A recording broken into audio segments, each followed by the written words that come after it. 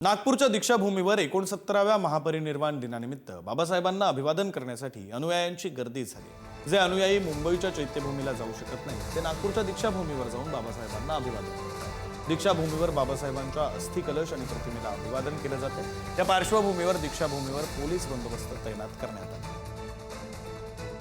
क्रांतीभूमीवर मैदानावर दीक्षाभूमीवर आम्ही सर्व जेवढाही बाबासाहेब आंबेडकरांना मानणारा जो जनसमुदाय आहे तो सर्व जनसमुदाय डॉक्टर बाबासाहेब आंबेडकराला खऱ्या अर्थाने आठवण जेव्हा त्यांच्या नीतिमूल्याचं आपण आचरण करू ते आपल्या जीवनात उतरवू तर खऱ्या अर्थाने बाबासाहेबांना ते मोठं वंदन मला असं वाटते।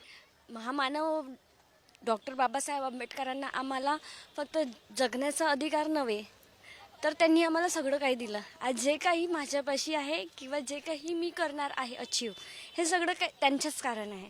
अदरवाईज त्यांनी आम्हाला काही दिलं नसतं तर आज मी अशा याच्यामध्ये सुद्धा नाही राहिली असती। जे काही आहे जे माझ्या समोरच्या पिढ्यासुद्धा राहणार आहे ते त्यांच्याच कारणी आहे। जिवंत बाबासाहेबांपेक्षा मृत बाबासाहेब जास्त प्रभावशाली राहणार आहेत आणि आज मुळात आंबेडकरी समाज बाबासाहेबांचे विचार घेऊन समोर जातो आहोत। जरी बाबासाहेब आमच्यात नसले तरी विचाररूपी बाबासाहेब आमच्यात आहेत आणि मी आज दीक्षाभूमीमध्ये बाबासाहेबांच्या विचारांना पुन्हा एकदा मनात घेऊन पुढील पूर्ण वर्षभर काम करण्यासाठी आणि अभिवादन करण्यासाठी आले।